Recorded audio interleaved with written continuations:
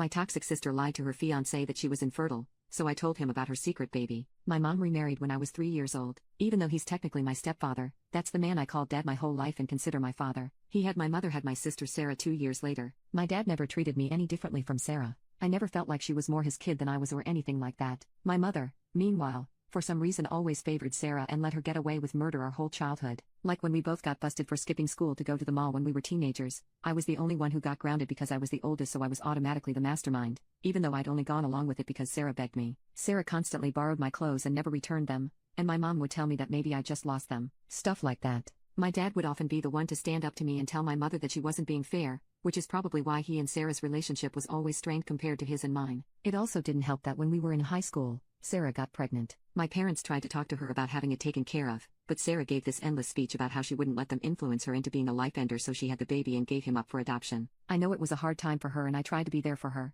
but she completely shut me out and refused to talk about it, so eventually I just went along with the rest of the family and pretending it never happened. Sarah and I are both in our 30s now. We're not close, but our mother passed away a few years ago, and since then we've made an effort to get along for our father's sake. Recently, my husband and I went out to dinner with her and her boyfriend, and they announced that they were engaged. While we were congratulating them, her fiancé started telling us about how he knew Sarah was the one because he still wanted to be with her even after he found out that it meant he'd never had children, when he'd always dreamed of being a dad. I started to say, "Oh, Sarah, you don't want kids?" But before I could get the words out, she stomped on my foot under the table. A few minutes later she excused herself to the bathroom, and I followed her. While she was fixing her lipstick I said, "So you're not going to have kids?" And she said, casually, "He thinks I'm infertile." I asked why on earth he would think that, and she said, "The last thing I want to do is have a brat ruining our lives." So I told him I was born unable to have kids and there's nothing they can do about it. I'll just take birth control forever, it's fine. I couldn't believe she was starting her engagement off with a lie. I ranted to my husband about it on the way home and he agreed with me that it was a skeezy thing for her to do,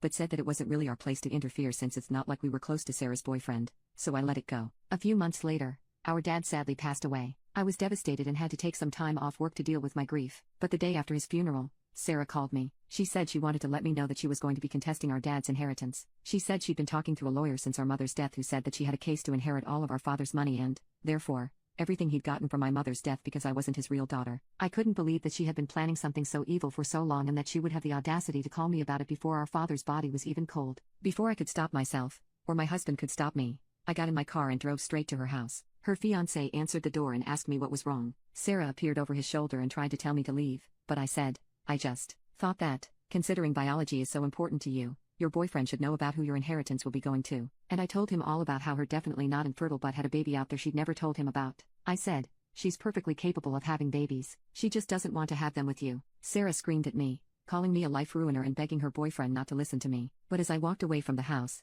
he was telling her that he was done.